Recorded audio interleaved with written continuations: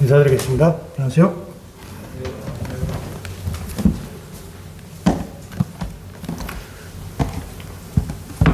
엊그제가 처서인 걸로 알고 있습니다. 그리고 요 근래에 비가 계속 오는데요. 가을 장마라고 합니다. 참 코로나로 인해서 어려운데 또 장마까지 이러니까 저희 마음들이 좀 이렇게 박지가 못한 것 같습니다. 제가 말씀을 이렇게 보다가 그 말씀이 계속 마음 가운데 와닿아서 부족하지만 그 말씀으로 성도님과 함께 나누고자 합니다. 에베소서 4장입니다.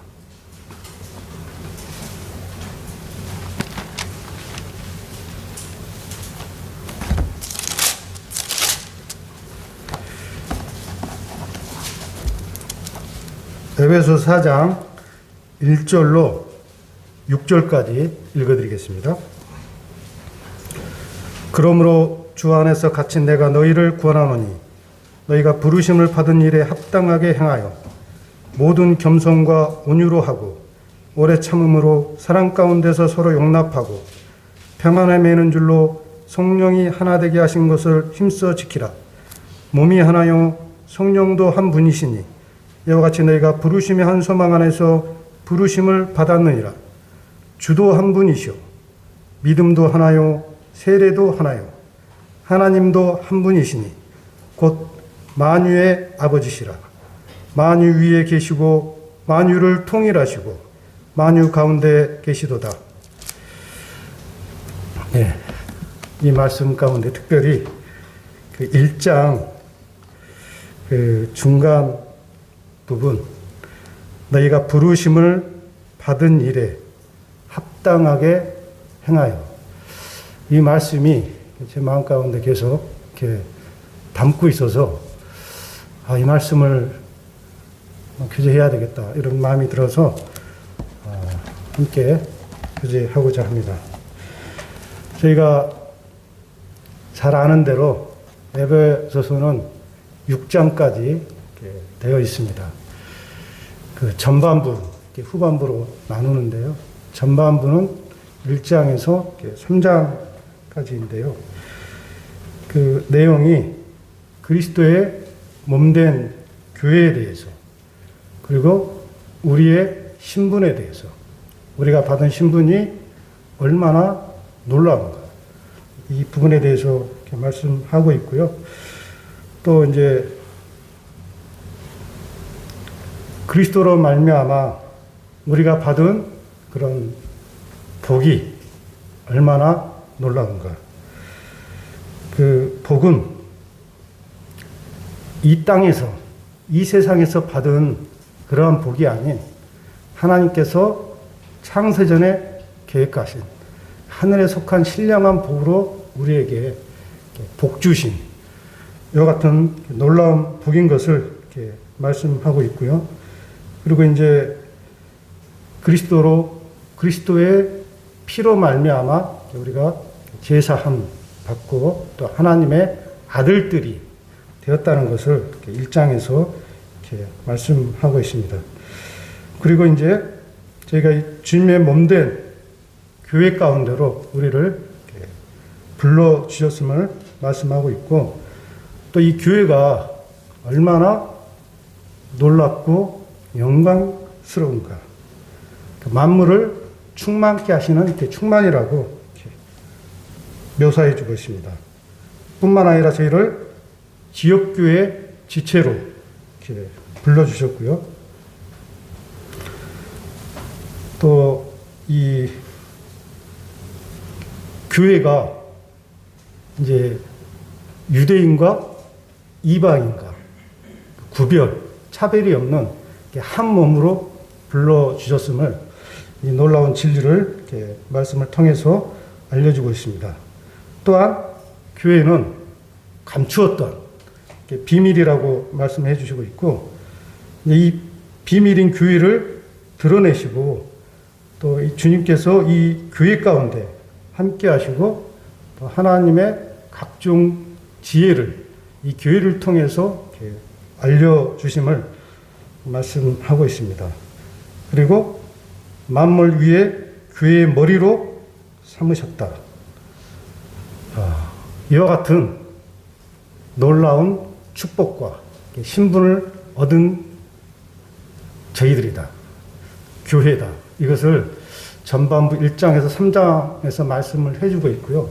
그 다음에 이제 후반부 4장에서 6장까지는 이제 구원받은 그리스도인, 이제 그리스도의 놀라운 신분을 가졌는데 이 교회 진리 가운데서 어떻게 행하며 살아가야 할 것인가를 이렇게 후반부에서 말씀해 주고 있습니다.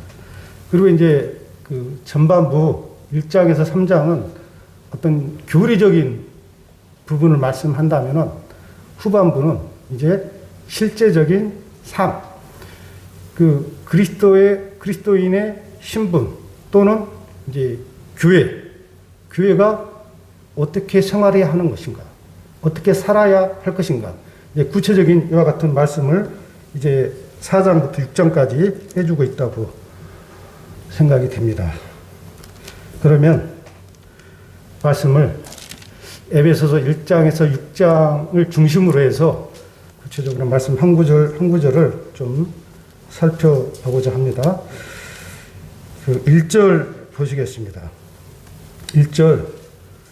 그러므로 주 안에서 갇힌 내가 너희를 권하노니. 여기 이제 그러므로라고 하는 접속사 사용했는데요. 이 접속사를 통해서 1장에서 3장까지 우리의 신분을 이제 말씀하시고 그 신분을 이제 정리하고 이제 4장 실제적인 삶의 권면이 주어지는 것을 볼 수 있습니다. 우리가 어떤 신분을 가진 자인가, 또 교회가 어떠한 곳인가, 그 신분에 걸맞은 그 삶을 살아가야 하는 것을 말씀해 주고 있다고 생각이 듭니다. 여기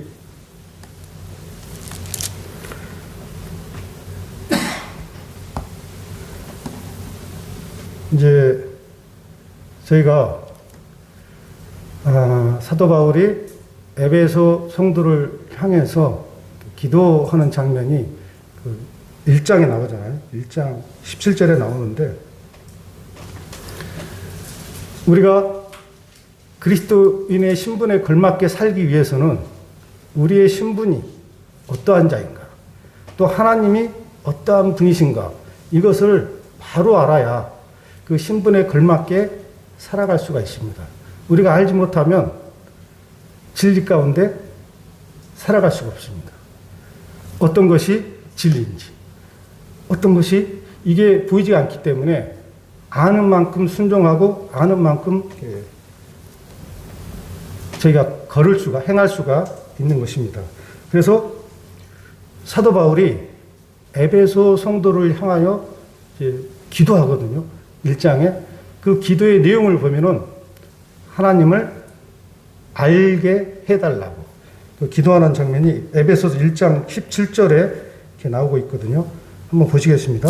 에베소서 1장 17절에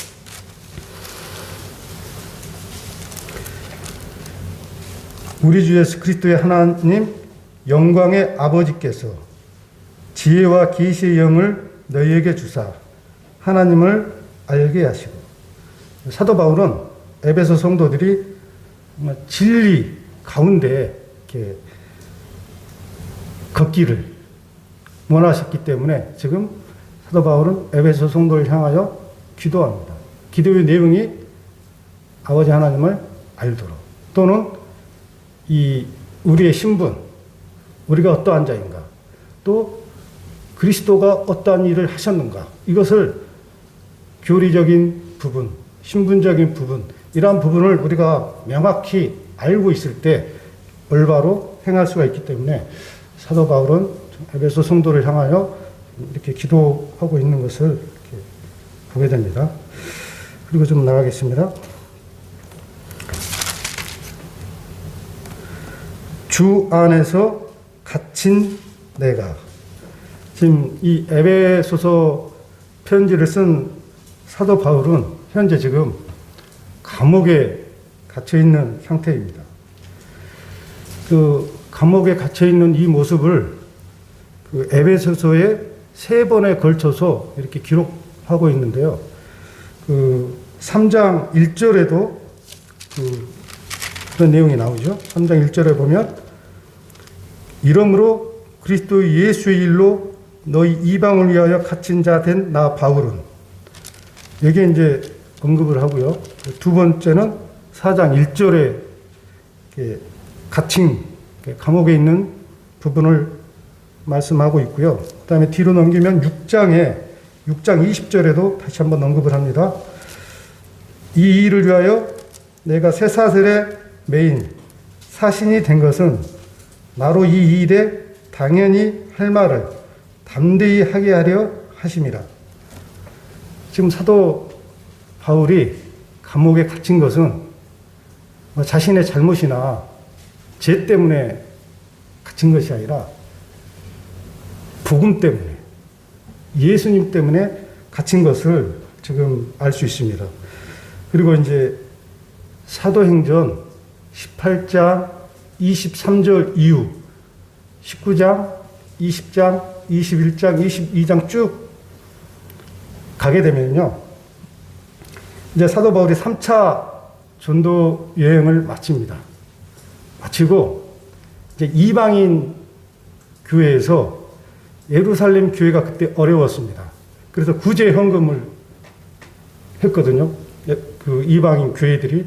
그래서 그 구제 헌금을 예루살렘에 전달하기 위해서 사도 바울이 이제 예루살렘에 갑니다.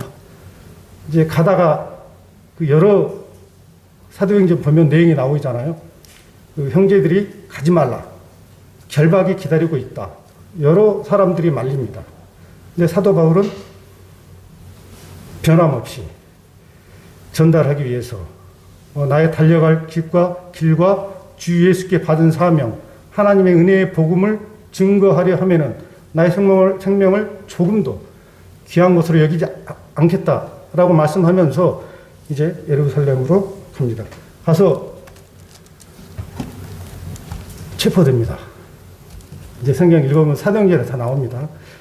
체포되어서 이제 총독, 벨릭스, 베스도, 그리고 이제 아그리빠 왕에게 여러 신문과 재판을 받게 됩니다.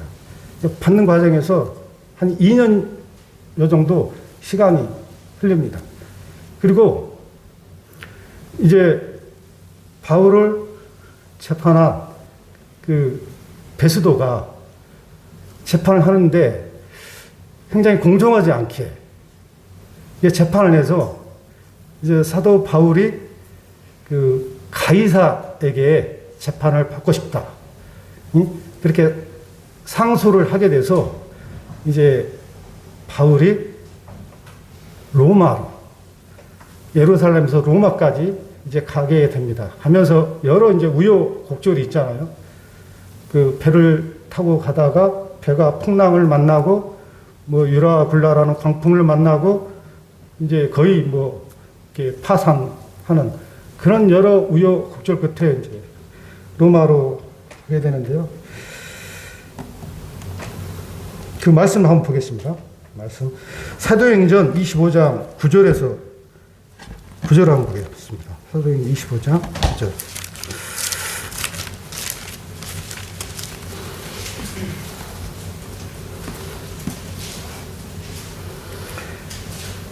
베스도가 유대인의 마음을 얻고자 하여 바울더러 묻되 내가 예루살렘에 올라가서 이 사건에 대하여 내 앞에 신문을 받으려느냐. 바울이 이르되 내가 가이사의 재판 자리 앞에 섰으니 마땅히 거기서 신문을 받을 것이라. 당신도 잘 아시는 바와 같이 내가 유대인들에게 불의를 행한 일이 없나이다. 만일 내가 불의를 행하여 무슨 죽을 죄를 지었으면 죽기를 사양하지 아니할 것이나 만일 이 사람들이 나를 고발하는 것이 다 사실이 아니면 아무도 나를 그들에게 줄 수 없나이다. 내가 가이사께 상소하노라 한데 베스도가 배속자들과 상의하고 이르되 내가 가이사에게 상소하였으니 가이사에게 갈 것이라 하니라. 이제 이래서 바울이 여러 우여곡절 끝에 이제 로마로 가게 됩니다. 그리고 로마의 그 어떤 가정집 같아요. 셋집에서 갇혀서 한 2년 동안 제수로 이렇게 지내게 됩니다. 그때 이제 편지를, 서신을 기록한 게 에베소서, 빌립보서, 골로새서, 빌레몬서, 옥중 서신이라고 하잖아요. 이 편지를 이제 그 셋집에서 2년 동안 있으면서 서신을 기록하게 됩니다. 그 내용이 이제 사도행전 28장에 나와 있거든요. 한번 넘어가 보겠습니다. 잠깐.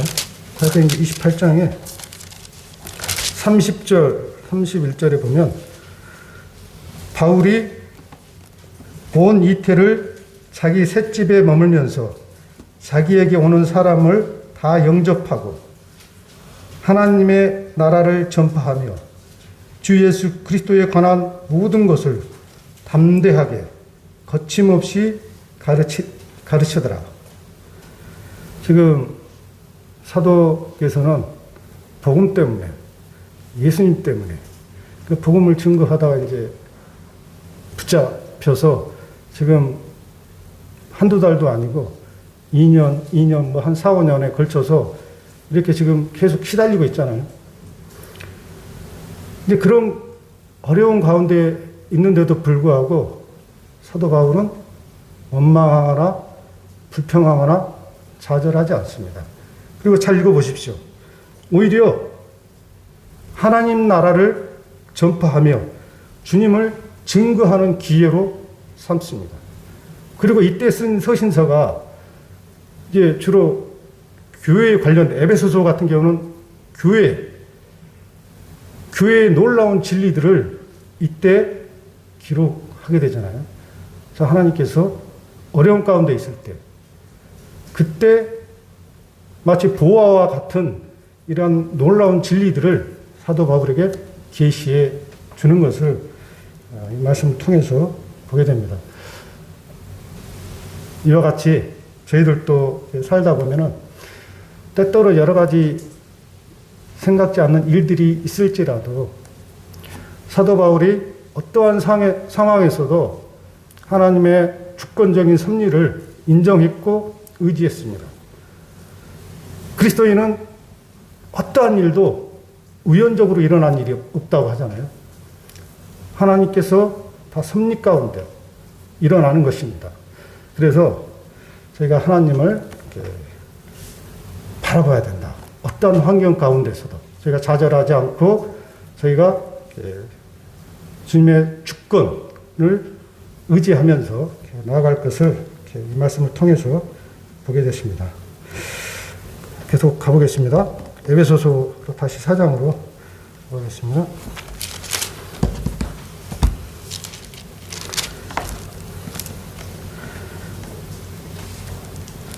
부르심을 받은 일에 합당하게 행하라. 이렇게 이제 사도 바울이 에베소 성도를 향하여 권면하고 있는데요. 이 합당하게 행하라. 이 부르심을 받은 그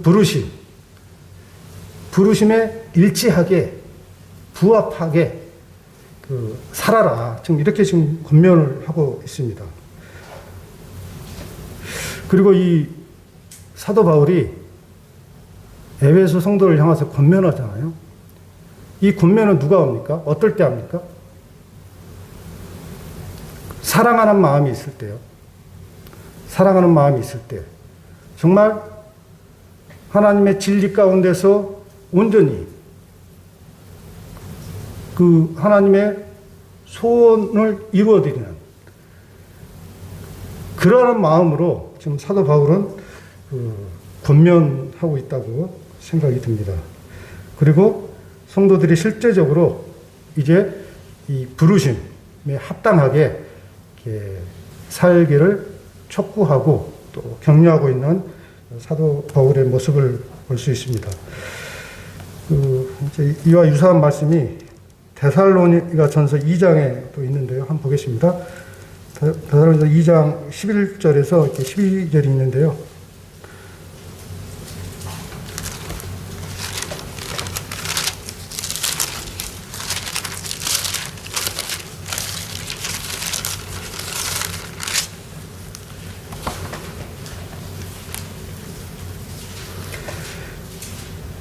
이 장 11절 너희도 아는 바와 같이 우리가 너희 각 사람에게 아버지가 자기 자녀에게 하듯 권면하고 위로하고 경계하노니 이는 너희를 부르사 자기 나라와 영광에 이르게 하시는 하나님께 합당히 행하게 하려 하십니다.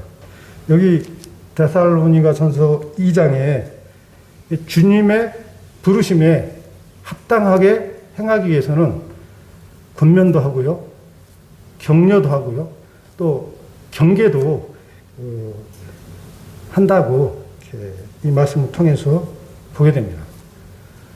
그러니까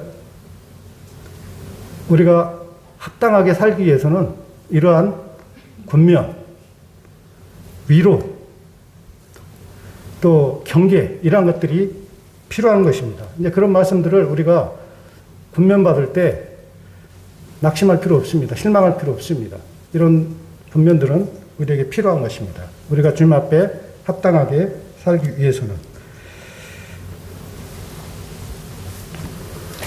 여기 합당하게 행하라 이 말은요. 이 말은 우리의 삶의 방식입니다. 각자 살아가는 삶의 방식이 있는데 에베소서에서는 삶의 방식이 여러 가지가 나옵니다. 에베소서 2장에 보면은 구원받기 전 죄 가운데 살아가던 그 모습이 나옵니다. 육체의 욕심을 따라 이렇게 마음에 원하는 것, 이런 걸음, 이런 삶을 살아가는 모습이 나오고요. 이제 또 다른 구원받고 난 이후의 모습이 나옵니다.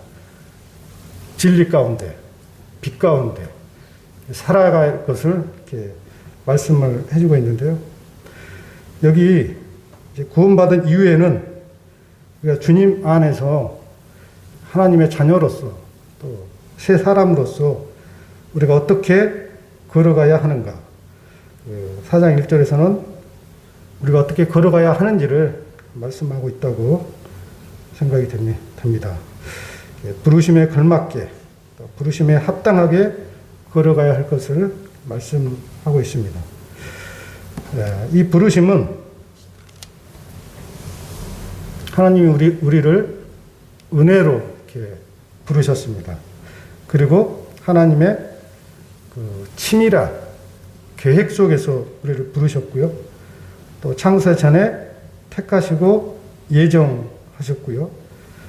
또 이 일을 위해서 그리스도께서 십자가를 통해서 돌아가시고 우리의 죄의 문제를 해결해 주셨습니다. 그래서 이제 우리가 하늘의 기업을 갖게 되었고요. 또 성령님께서는 저희를 인치시고 또 보증하셨고 또 저희가 이와 같이 하나님의 놀라운 계획 안에 들어온 자가 되었습니다.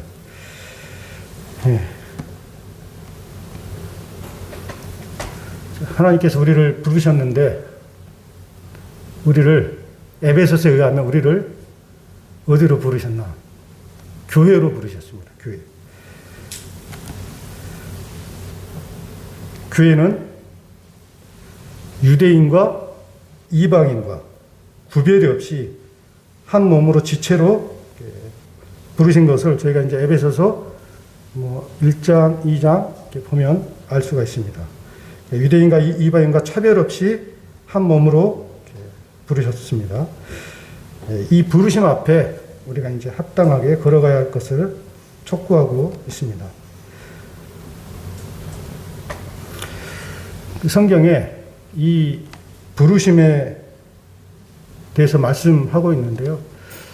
부르심에는 분명한 목적이 있습니다. 누가 부를 때 이유 없이 부르지는 않잖아요. 어떠한 목적이 있기 때문에 부르십니다. 에베소서에 보면은 우리의 구원을 위해서 하나님께서 불러주셨고 또 하나님의 영광을 위해서 부르셨습니다. 그리고 어디로 부르셨냐? 빌립보에서 보면은 빌립보서 3장 14절에 보면은 하나님이 위에서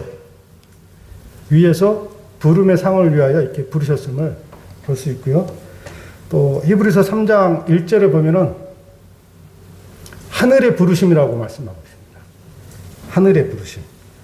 그리고 이제 디모데후서 1장 9절에서는 거룩하신 부르심으로 우리를 부르셨다고 말씀하십니다. 이 부르심이 이 단어들을 보게 될 때 세상 것이 아니잖아요. 이 땅에서 부르심이 아니고 거룩하신 하늘에서 또 위에서 부르신 이와 같은 놀라운 부르심인 것을 저희가 보게 됩니다. 고린도전서 1장에는 그 세 가지 부르심에 대해서 나와 있습니다. 구원으로 부르셨고 주님과 교제하도록 부르셨고 또 사도로 일꾼으로 부르신 것을 보게 됩니다. 그래서 우리의 부르심이 얼마나 놀라운가, 우리의 신분이 얼마나 놀라운가. 그 신분을 알게 될 때, 우리의 부르심을 알게 될 때 그 부르심에 맞게 저희가 살 수 있는 것입니다. 좀 넘어가 보겠습니다.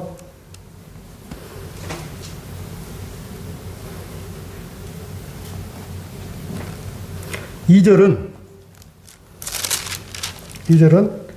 이제 부르심을 받은 합당한 걸음을 걷게 될 때 어떻게 살아야 될지, 어떠한 마음을 가져야 될지 그 어떤 동목을 말씀하고 있습니다. 2절 보시겠습니다.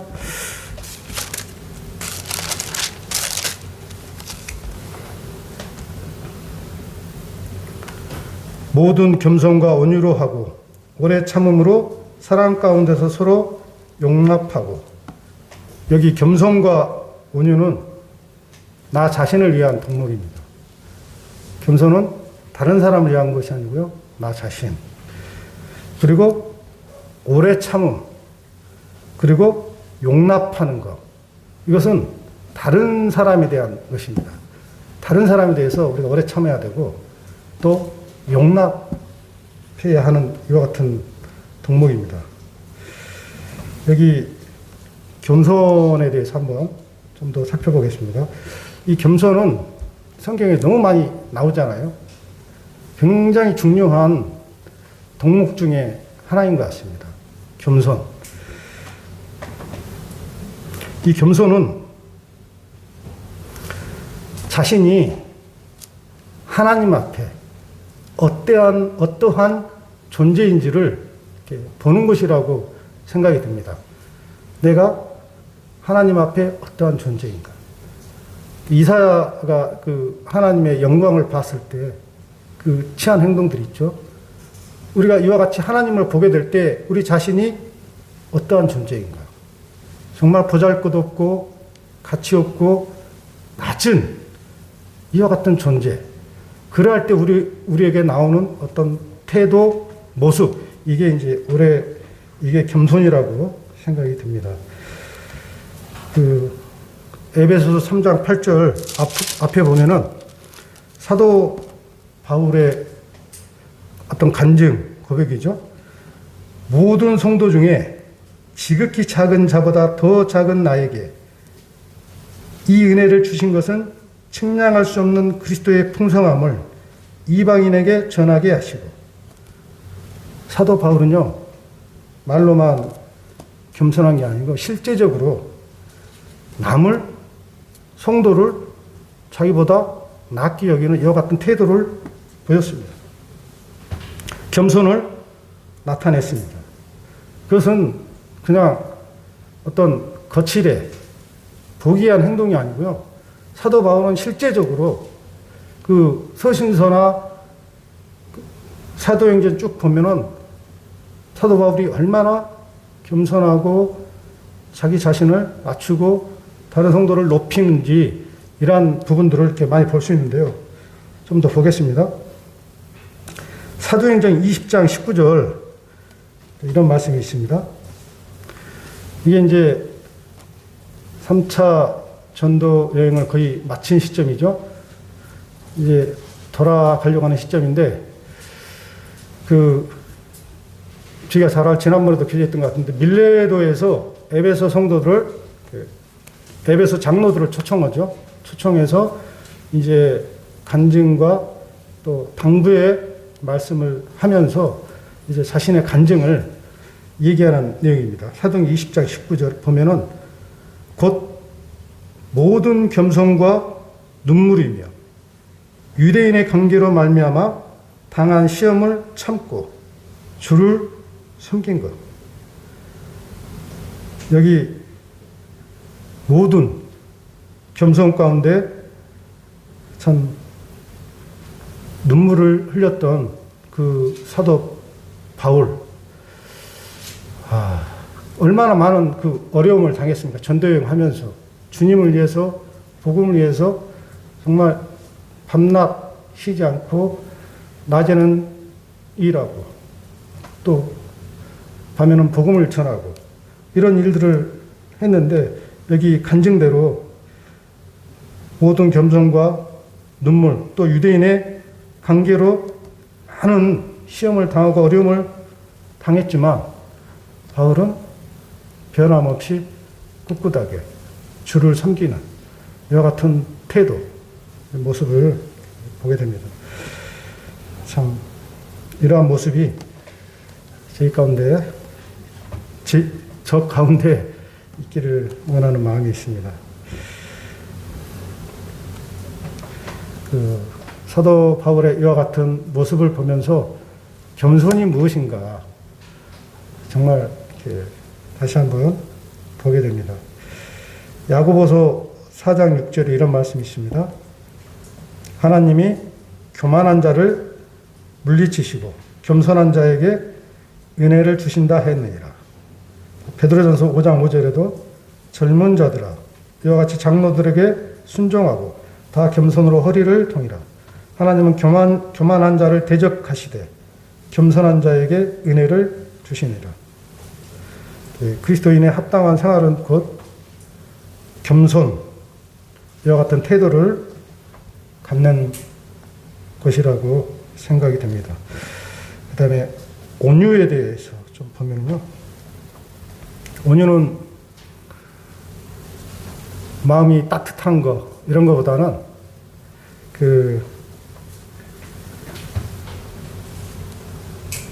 자신이 가지고 있는 권리, 이것을 사용하지 않는 것이 온유입니다. 저희가 마땅히 권리가 있습니다. 권리가 있는데 이 권리를 사용하지 않는 것, 이것을 온유라고 합니다. 성경에 민수기 12장인가요?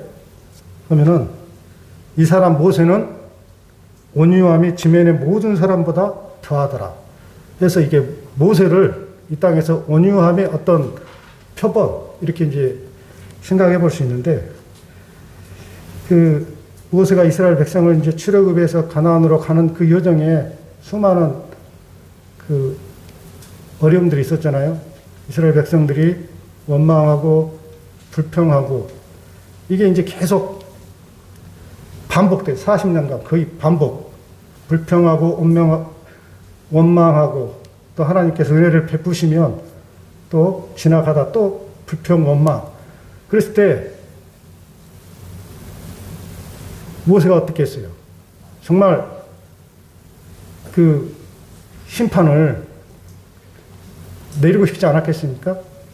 그런데 그럴 때마다 이 모세가 하나님 앞에 중보 기도합니다. 중보 기도하고 하나님 앞에 용서를 구해달라고. 그래서 이제 인도하는데 이와 같이 심판을 마땅한 그 죄에 대한 벌을 내릴 수 있음에도 불구하고 그 권리를 사용하지 않는 이와 같은 모세를 통해서 온유함이 무엇인지를 보게 됩니다. 온유한 자는 하나님의 말씀에 지배를 받는 자입니다. 어떤 세상 이런 지배를 받는 것이 아니고요. 하나님의 말씀을 지배를 받아서 절제하는 것입니다. 그래서 주님께서도 마태복음 11장 29절에 이렇게 말씀하셨죠. 나는 마음이 온유하고 겸손하니 나의 멍에를 메고 내게 배우라. 온유와 겸손의 지배를 받을 때 우리는 주님 말씀에 순종할 수밖에 없는 이러한 자인 것을 보게 됩니다. 그리고 오래 참음, 용납함은 상대방을 배려하는 자세, 또 마음의 행동을 나타내는 것입니다. 이와 같이 겸손, 온유, 오래 참음, 용납하심 이런 네 가지를 이제 구원받은 그리스도인들이 실천하게 될 때, 살아가게 될 때 그 하나님의 부르심에 합당한 이와 같은 삶을 살아간다고 생각이 됩니다. 그리고 3절 보겠습니다.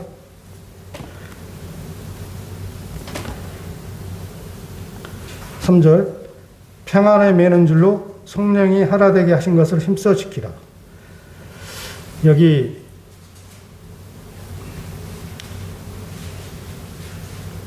하나 되게 하신 것 힘써 지키라고 했는데요. 이것은 이미 하나님께서 이루어 놓으신 것을 말씀하고 있습니다. 하나 되게 하신 것 말씀하기 때문에 이 하나가 됐다는 것은 이제 여러 가지 그 다양함이 전제가 되잖아요. 하나가 됐다. 여러 다양함 속에서 하나를 이루었다. 이 전제가 돼야만 하나가 됨을 인정할 수 있습니다. 이해할 수 있습니다. 저희가 알다시피 여기 이제 여러 성도님들 계신데 저희는 출신도 다르고 생김새도 다르고요. 가지고 있는 성격, 성향 다 다릅니다. 제가 이제 예배당을 공사를 해봤는데 어떤 뭘 하나를 결정할 때 생각이 다 다릅니다. 이 다른 속에서 하나를 이루는 것, 다양한 가운데 하나를 이루는 것. 이것은 우리가 사람들이 결심해서 다음부터 우리 하나가 되게 합시다 해서 하나 된 게 아니고요. 이것은 시작이 하나님께서 하나를 이루어 놓으신 것을 저희가 이제 순종하는 것입니다. 힘써 지키는 것입니다.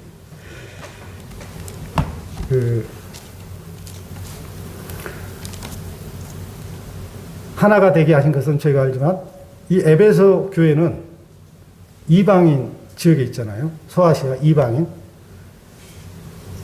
그래서 유대인과 이방인은 구약에 하나가 될 수 없었습니다. 하나가.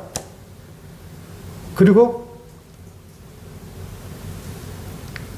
하나가 될 수 없죠. 어떻게 같이 식사도 못 하잖아요. 그러면은 유대인들은 유대인들끼리 정한 음식을 먹어야 되고 이방인들은 그런 것을 전혀 따지지 않는데, 근데 하나님께서 하나를 이루셨습니다.